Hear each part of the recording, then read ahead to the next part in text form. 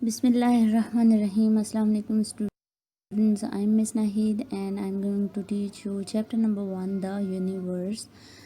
First of all, what is a universe? आपको पहले इस चीज़ को समझना है कि यूनिवर्स क्या है। यूनिवर्स यानी पूरी कायनात। अल्लाह ताला ने हमारा जो एक सोलर सिस्टम जिसमें एक छोटा सा प्लैनेट है अर्थ जिसमें हम रहते हैं वो बनाया है। उस तरह के सोलर सिस्टम बहुत सारे सोलर सिस्टम इस यूनिवर्स में बनाए हैं, ठीक है।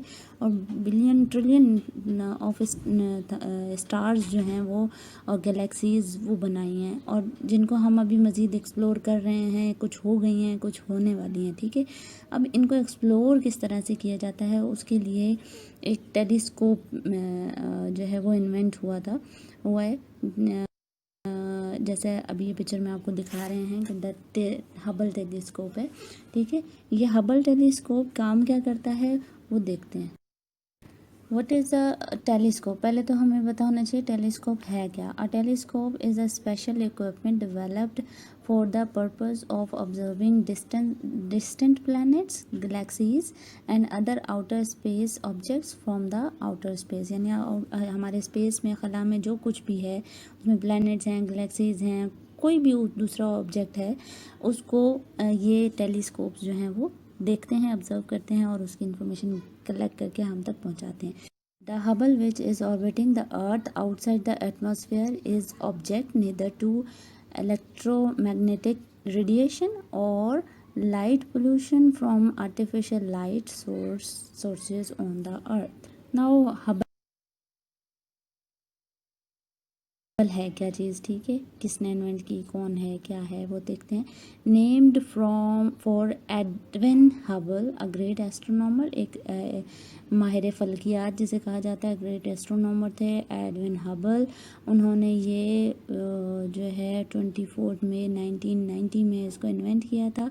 और क्या किस लिए किया था? Change our view and understanding of the universe को एक्सप्लोर करने के लिए इसको इन्वेंट किया था। हबल के मज़ीद फैक्ट्स क्या हैं, यानी ये टेलीस्कोप क्या क्या काम करता है। हबल का जो ऑर्बिट है वो 400 माइल अबव द अर्थ है। Orbit the earth every 95.6 minutes and launch mass 11.11 tons and size is 13.2 meter and 4.2 meter wide. Velocity is 7160 and the launch by the space shuttle discovery. अच्छा, इनके बारे में आपके पास book में भी काफ़ी detail मौजूद है, वो बुक भी साथ साथ ज़रूर रीड कीजिएगा। How does Hubble creates the image किस तरह से बनाते हैं। Images comes from Hubble in black and white में ही आते हैं। Colours are assigned based on chemical elements present called representatives colour. Oxygen के लिए ब्लू, सल्फ़र के लिए रेड और हाइड्रोजन के लिए ग्रीन कलर इस्तेमाल किया जाता है, जो बाद में जो है वो रिकग्नाइजेशन के लिए इनको अलॉट किया जाता है। हबल ने अब तक किया क्या क्या है, ठीक है। हबल्स अकम्पलिशमेंट्स क्या हुई हैं। NASA now knows that the universe is 13.7 billions years old thanks to Hubble. ये हमें हबल ने बताया। Hubble showed NASA how planets नए किस तरह से बॉर्न होते हैं। ये नहीं कि जो हो चुके हैं बस वही, अभी तक भी उसमें उनकी पैदाइश हो रही है और हो रहे हैं मुख्तलिफ़ किस्म के। तो ये भी हमें हबल से पता चला। HST सजेस्ट यानी Hubble suggest that the universe started increasing its speed recently, ठीक है। यूनिवर्स ने अपनी जो स्पीड है वो इंक्रीज़ करना शुरू कर दी है। Hubble sensed the first organic molecule on a planet outside our solar system. ये तमाम फैक्ट्स जो हैं वो हमें हबल ने इन्वेंट करके सर्च आउट करके दिए हैं।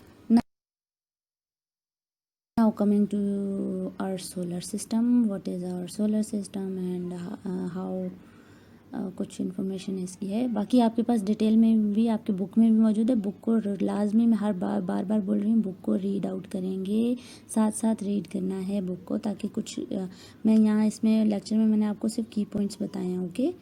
अच्छा, सोलर सिस्टम जो है वो ऑब्वियसली सोलर सिस्टम सन से है, तो सन के फैक्ट्स पढ़ते हैं कि सन क्या है। Sun is located 93 less miles from the earth, ठीक है. Closest star to earth at least 4.5 billion years old and has a surface temperature of 10,000 degree and a centre temperature of 27 lakh degree Fahrenheit. काफ़ी hotness होती है इस पे. Solar system जैसे picture में आपको पता है, हमारे पास पहले जब स्टार्ट में हमने सोलर सिस्टम इन्वेंट किया था तो 9 प्लैनेट्स थे. और कौन सा प्लैनेट इंक्लूडेड था जो डिस्क्लूड हुआ? प्लूटो, ठीक है, जो बाद में प्लैनेट्स की जो रिक्वायरमेंट्स थी वो फुलफिल नहीं कर पा रहा था, इसलिए सोलर सिस्टम से उसको एक्सक्लूड कर दिया था और काफ़ी सन से दूर भी हो गया था, तो वो उसकी रेंज में नहीं आ रहा था, जिसकी वजह से उसको निकाल दिया गया था. तो हमारे पास बेसिकली 8 प्लैनेट्स मौजूद हैं. वन बाय वन उनको हम देखते हैं, उनके मेन पॉइंट्स देखते हैं, ठीक है. Number 1, Mercury, closest to the sun, smallest planet and rotates once every 59 earth days. One day of Mercury lasts 176 earth days and very dry, hot and almost airless planet. Venus, second closest planet to the Earth, biggest, brightest celestial body based on the Moon and the Sun.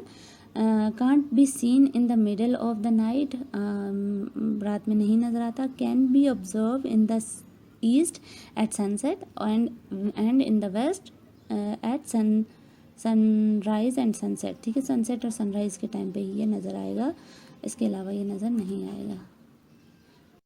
Earth, the third from the Sun, fifth largest planet in the solar system, more than 4.5 million years old, has one natural satellite we call the Moon, and once covers 70% of oceans, covers 70% of Earth's surface. Okay, fourth one is Mars, fourth from the Sun, only planet whose surface can be seen in detail from the Earth, and reddish in color. The atmosphere of Mars is made of carbon dioxide, इसीलिए carbon dioxide की मिकदार यहाँ पर ज़्यादा है, इसी वजह से इसका कलर भी रेडिश ही है. Jupiter, the fifth planet from the Sun, largest planet in the solar system, has at least 39 months. Saturn, sixth planet from the Sun, has at least 31 moons, and the surface of Saturn consists of liquid and gases. Uranus, seventh planet from the Sun, first planet discovered with a telescope.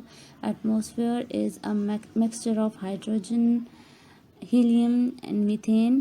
Doesn't have a solid surface. Neptune, eighth and furthest planet from the Sun, atmosphere is mostly hydrogen and helium, has 8 known moons. अच्छा, ये जैसे जैसे moon sun से planets दूर होते जाएंगे वहाँ पर उनका जो टेम्परेचर है ऑब्वियसली वो लो होगा, यानी वो कोल्डर होते जाएंगे, ठीक है. ये बात भी जहन में रखिएगा. Moon, bigger than Pluto, only object in the solar system visited by humans. A lunar month is 29.35 days, one new moon to the next. The moon's gravitational pull on Earth is the main source of the ocean's tides. ये एक activity है या ये एक इसको समझ लें कि आपके लिए टंग ट्विस्टर या जो भी आप समझ लें इसको. आपके जो प्लैनेट्स के ऑर्डर है उसको याद रखने के लिए एक सेंटेंस है, उससे आपको बड़े इजीली उससे प्लैनेट्स का जो ऑर्डर है वो याद रह जाएगा. Way my very excellent mother just serve us nachos. आगे की आपकी जो लेक्चर में आपको कुछ क्वेश्चंस दिए हैं उसको रीड करें और उसको आपने उसके आंसर्स देने हैं. ये आपकी एक्टिविटी है और इसके आंसर हमें चाहिए, मार्क्स मिलेंगे आपको इसके, ठीक है. एज अ वर्कशीट आप इसको ले सकते हैं, ठीक है. अच्छा, होम टास्क आपके लिए ये है कि answer the question number 1 and 2 in your text book. आपकी जो बुक है उसका क्वेश्चन नंबर 1 और 2 का आंसर लिखना है. And right about the solar system at least 5 in 5 lines in your copy. Solar system के बारे में आपने कहीं से भी आप हेल्प लें और आपने वो करना है, ठीक है। Thank you so much. Stay home and stay safe. Allah bless you ever, and inshallah we will learn about the in the next lecture about the phases of moon and eclipse of same remaining part of the same chapter. आपसे request ये है कि जब अगले lecture के लिए बैठें तो आप उस टॉपिक को जो मैंने अभी मेंशन किया है उसको पढ़ के रीड आउट करके बैठें, ताकि अंडरस्टैंडिंग में आपको आसानी हो सके। Okay, good luck.